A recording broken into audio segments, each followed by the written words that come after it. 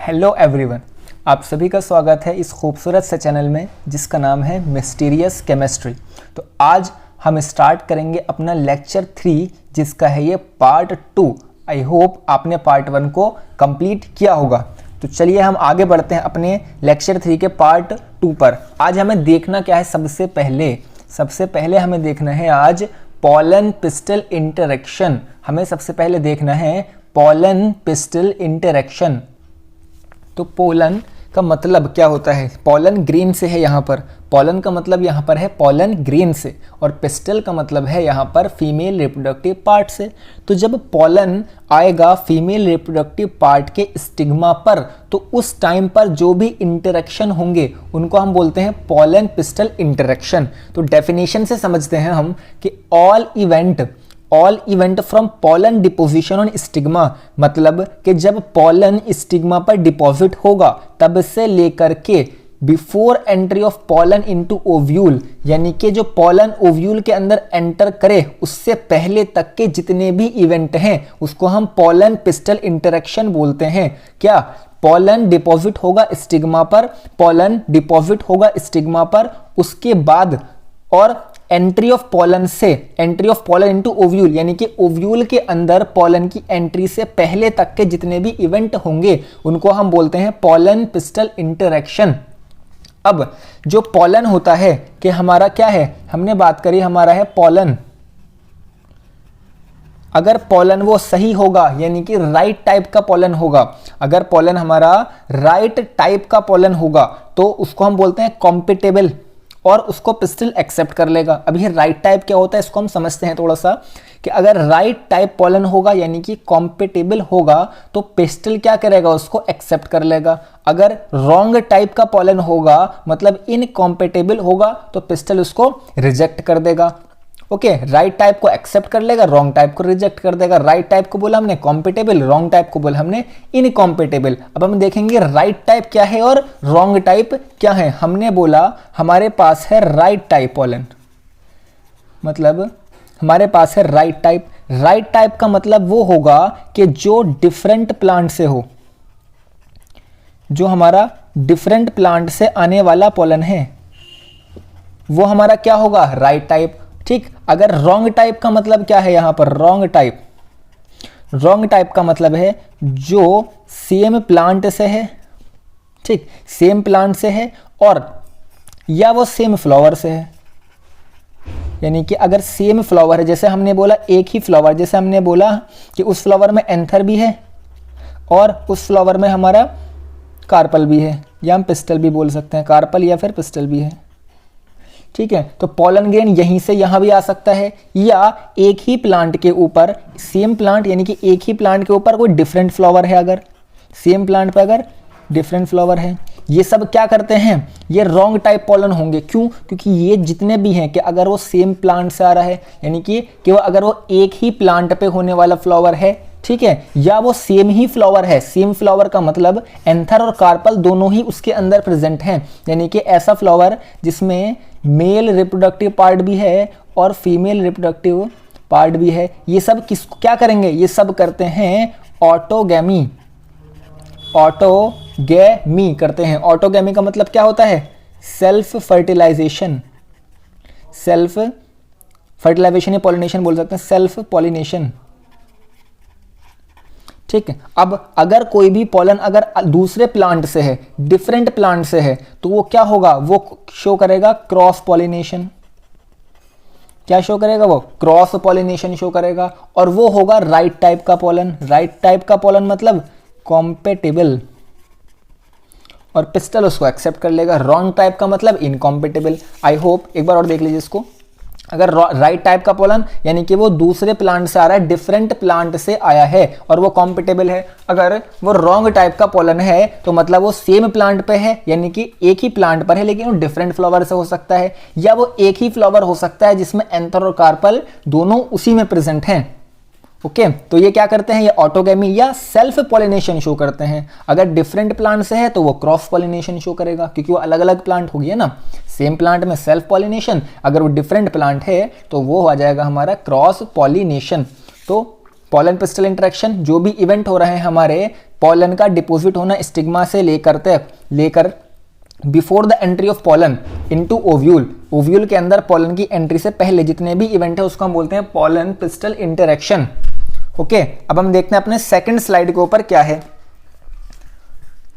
हम देखते हैं entry of pollen tube, entry of pollen tube, entry of pollen tube. Pollen tube की entry कैसे होती है? अच्छा, इससे पहले समझते हैं कि पॉलन ट्यूब होता क्या है। इससे पहले हम देखते हैं कि पॉलन ट्यूब होता क्या है।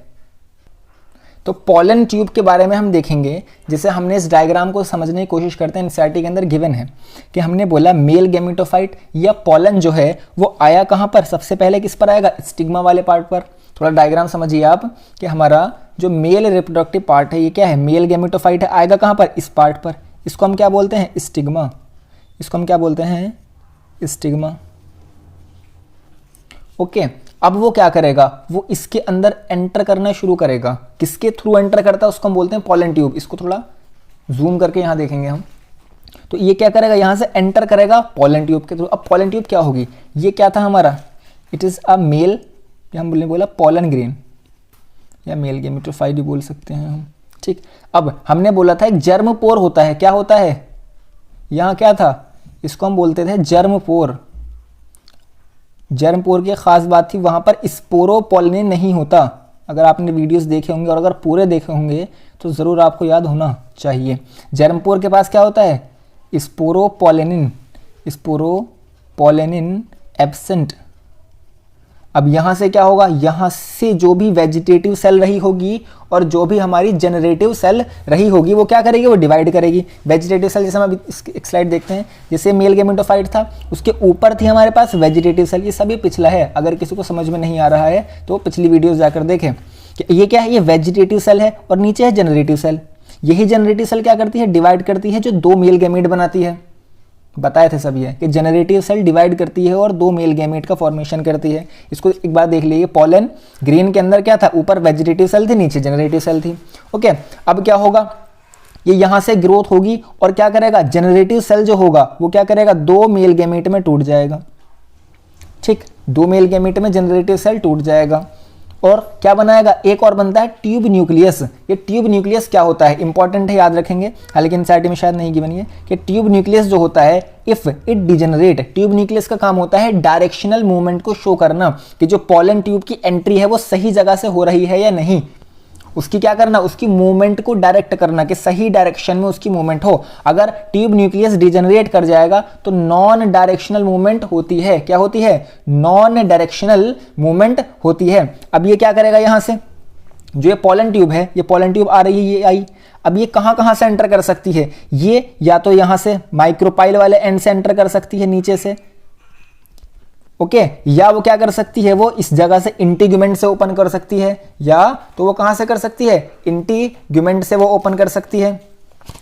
ठीक है, या हम बोल सकते हैं सबसे पहले क्या था? ये माइक्रोपाइल वाले एंड से, अभी बताएंगे, तीन टाइप से एंटर कर सकती है, जो अगली स्लाइड थी हमारी कि एंट्री ऑफ पॉलन ट्यूब क्या थी? देखिए, या तो वो एंट्री ऑफ पॉलन ट्यूब या तो वो माइक्रोपाइल से एंटर कर सकती है, बोला हमने पोरोगैमी। या तो वो माइक्रोपाइल से एंटर कर सकती है, बोला हमने पोरोगैमी। या वो ऊपर से यहीं से एंटर कर जाए, इस वाली जगह से, या वो साइड से एंटर कर जाए। तीन जगह से पॉलन ट्यूब एंटर कर सकता है। मेनली पॉलन ट्यूब आएगा या तो यहीं से एंटर कर जाए, या यहां से एंटर कर जाए, या वो नीचे से एंटर कर जाए। तीन जगह है। क्या क्या है हमारे पास? आइए देखते हैं। सबसे पहले माइक्रोपाइल से एंटर करे, दूसरा चलाजा वाले एंड से ओपन करे, या वो इंटीग्यूमेंट से ओपन करे। ये तीनों चीजें हम डिटेल में पढ़ चुके हैं, जाके आप पीछे लेक्चर्स देखिए। माइक्रोपाइल से एंटर करती है उसको बोलते हैं पोरोगैमी, और मोस्टली यही होती है। ठीक है, मोस्टली। और चैलेजा से अगर एंटर करती है तो चैलेजोगैमी, अगर इंटीग्यूमेंट से ओपन करती है तो मीजोगैमी। ये दोनों आप भूल सकते हैं, ये आप कम से कम याद रखेंगे। माइक्रोपाइल से एंटर करने वाले को हम पोरोगैमी बोलते हैं। तो पॉलन ट्यूब क्या करती है? एंटर करती है। ठीक है, कौन से वाले एंड से एंटर करती है? माइक्रोपाइल वाले एंड से, उसको बोलते हैं हम पोरोगैमी। मोस्टली यही होता है।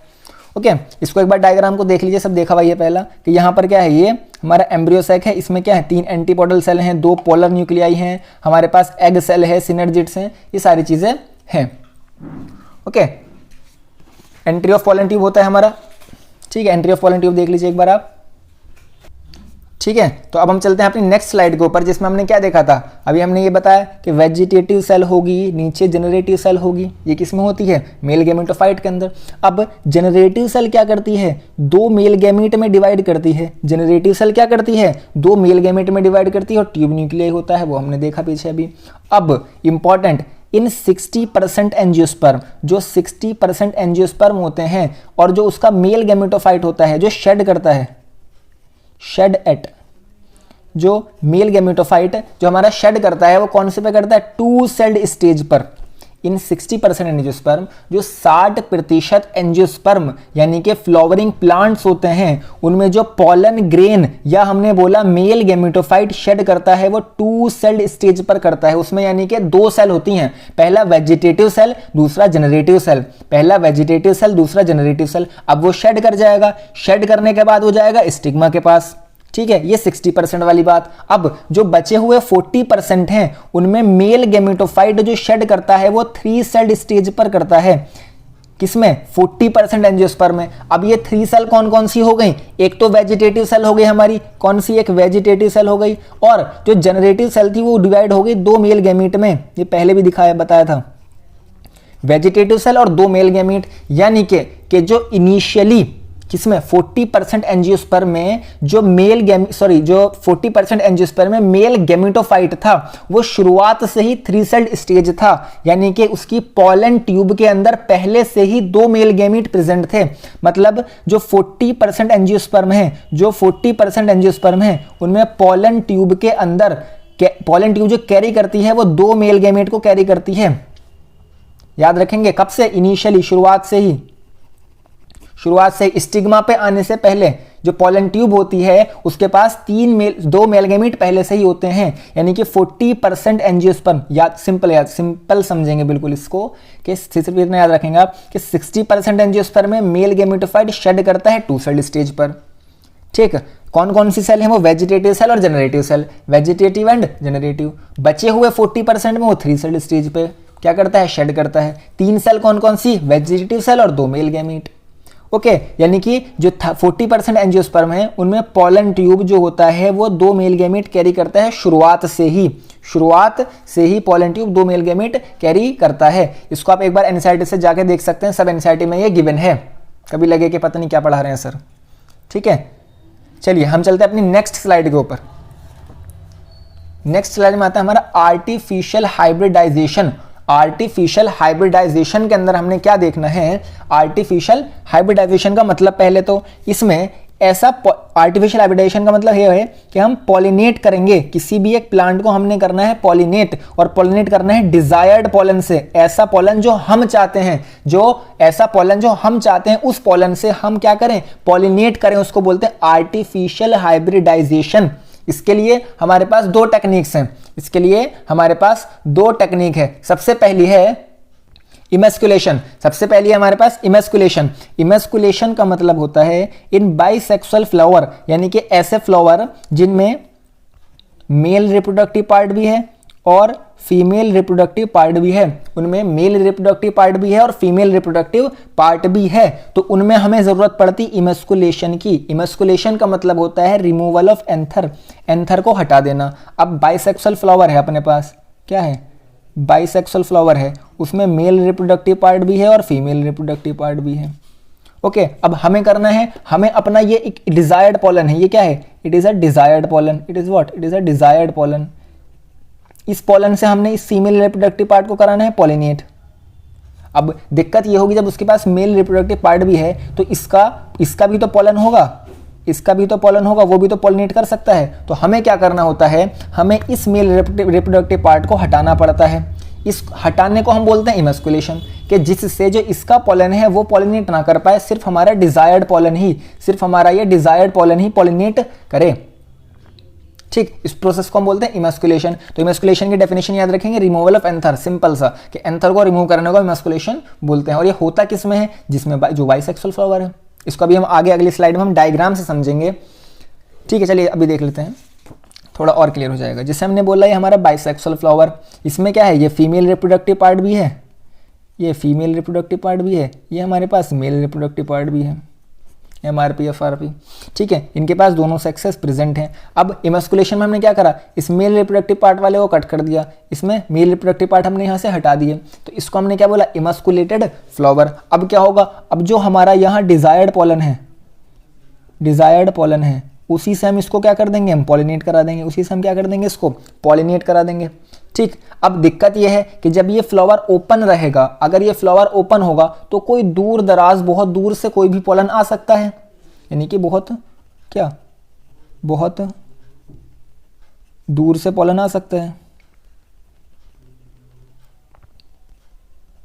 बहुत दूर से पॉलन आ सकता है। तो अब उस बहुत दूर से पॉलन आने वाले से हम कैसे बचाएंगे, इसको कर देंगे कवर, इसको हम क्या कर देंगे, कवर कर देंगे। इस कवर करने को हम बोलते हैं बैगिंग, इस कवर करने को हम क्या बोलते हैं, बैगिंग। तो इमस्कुलेशन का मतलब क्या होगा, इमस्कुलेशन का मतलब होगा रिमूवल ऑफ एंथर, यानी कि हमने एंथर को हटा दिया, बोला इमस्कुलेशन।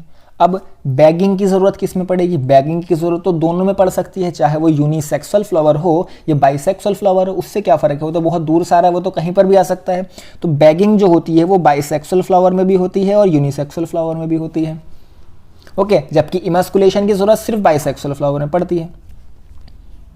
ठीक, तो बैगिंग में क्या देखेंगे, जो इमस्कुलेटेड फ्लावर है उसको हम बैग्ड कर देते हैं बटर पेपर से टू प्रिवेंट अनवांटेड पोलन, जो पोलन हम नहीं चाहते, दूर से आ सकता है, कुछ भी हो सकता है, ठीक है, जो विंड से आ रहा है, तो उससे हम बचाने के लिए क्या करते हैं, बैगिंग कर देते हैं।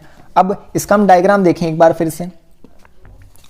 जैसे हमने सबसे पहले क्या बोला था आपको कि ये है हमारे पास बाइसेक्सुअल फ्लावर, ये है हमारे पास यूनिसेक्सुअल फ्लावर।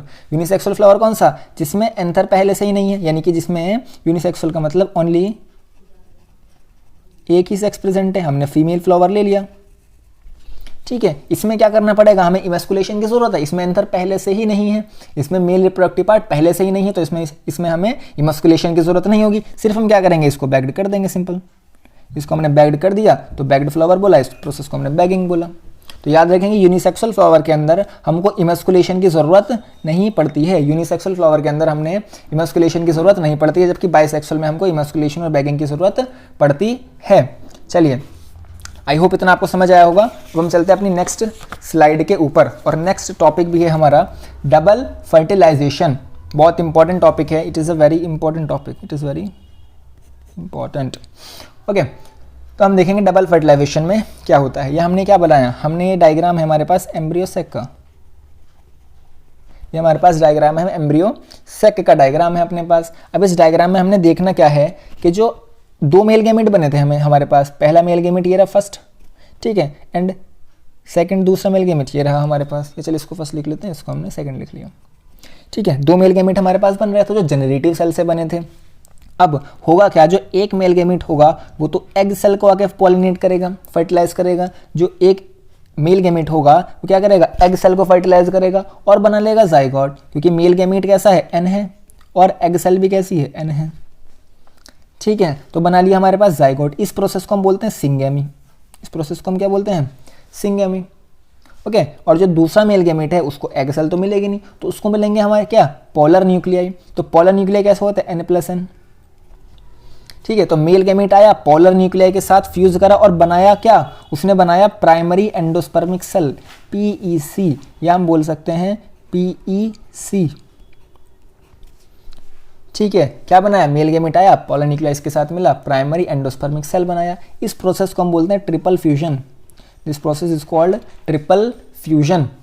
तो सिंगेमी मतलब मेल गैमेट आया, एग सेल से मिला, बनाया जाइगोट, इज कॉल्ड सिंगेमी। अब मेल गैमेट आया, पोलर न्यूक्लियस के साथ मिला, बनाया प्राइमरी एंडोस्पर्मिक सेल, इस प्रोसेस कॉल्ड ट्रिपल फ्यूजन। इन दोनों को मिलाकर, सिंगेमी और ट्रिपल फ्यूजन दोनों को मिलाकर हम बोलते हैं डबल फर्टिलाइजेशन, ओके। एक बार इसको लिख के देखते हैं। जैसे हमने क्या बोला अभी, हमने बोला आपसे कि मेल गैमेट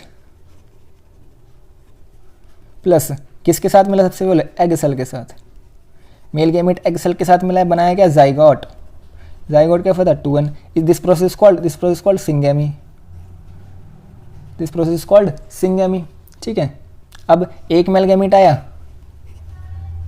मेल गैमेट आया, किसके साथ मिला, पोलर न्यूक्लियाई के साथ, पोलर न्यूक्लियाई, पोलर न्यूक्लियाई क्या होता है, N+N, एग सेल हमारी N, male gamete N, zygote 2N। अब ये मिलके हमने क्या बनाया, प्राइमरी एंडोस्पर्मिक सेल, इसको हम बोलते हैं PEC। ओके, इस प्रोसेस को हम बोलते हैं क्या, this is called triple fusion, this is what, this is called triple fusion, this is called triple fusion, triple fusion. अब इन दोनों को मिलाकर हम क्या बोलते हैं, syngamy plus triple fusion, syngamy plus triple fusion, इन दोनों को मिलाकर हम बोलते हैं double fertilization, this is called double fertilization, this is called double fertilization. Okay, एक चीज आपको और याद रखनी, प्राइमरी एंडोस्पर्मिक सेल जो है उसकी प्लॉइडी लेवल होगा 3n, because male gamete and polar nuclear n+n, और प्राइमरी एंडोस्पर्मिक सेल की क्या हो जाएगी 3n। इंपॉर्टेंट, प्राइमरी एंडोस्पर्म की PEC का प्लॉइडी लेवल 3n होता है, PEC का प्लॉइडी लेवल 3n होता है, PEC का प्लॉइडी लेवल 3n होता है। ठीक है, एक बार देख लीजिए इसको आप। फिर हम चलते हैं अपनी नेक्स्ट स्लाइड के ऊपर। नेक्स्ट स्लाइड हमारी लास्ट स्लाइड है, इसमें हम देखेंगे some important question about double fertilization. इसमें क्या इंपॉर्टेंट क्वेश्चन है, सबसे पहला डबल फर्टिलाइजेशन आपको समझ आया, क्वेश्चन आपसे पूछ सकता है how many cells participate in double fertilization, double fertilization में कितनी सेल पार्टिसिपेट ले रही हैं। आइए, डबल फर्टिलाइजेशन में मेल गैमीट पार्टिसिपेट कर रहे हैं, कितने मेल गैमीट है, 2, यानी कि 2 मेल गैमीट हैं। ठीक है, और पोलर न्यूक्लिया, ये तो न्यूक्लियाई हैं, लेकिन सेल कौन सी पार्टिसिपेट कर रही है, एक एग सेल है, एक एग सेल है। ठीक है, एक सेंट्रल सेल भी तो है, न्यूक्लिया ये किसके हैं, पोलर न्यूक्लिया सेंट्रल सेल के, तो एक हमारे पास सेंट्रल सेल भी है। तो टोटल कितनी सेल्स हो गई हमारे पास, 4 सेल्स। टोटल कितनी सेल्स हो गई अपने पास, 4 सेल्स। तो डबल फर्टिलाइजेशन में कितनी सेल पार्टिसिपेट करती हैं, 4 सेल। कौन कौन सी, एग सेल, सेंट्रल सेल और 2 मेल गैमीट। ठीक, आपसे पूछ सकता है कि how many nuclei participate in double fertilization, double fertilization में कितने न्यूक्लियाई पार्टिसिपेट लेते हैं। आइए, 2 मेल गैमीट के 2 न्यूक्लियाई, 2 मेल गैमीट के 2 न्यूक्लियाई, और एक एग सेल का 1 न्यूक्लियाई, और एक सेंट्रल सेल के 2 न्यूक्लियाई। इसके क्या है हमारे पास, 2 न्यूक्लियाई हैं।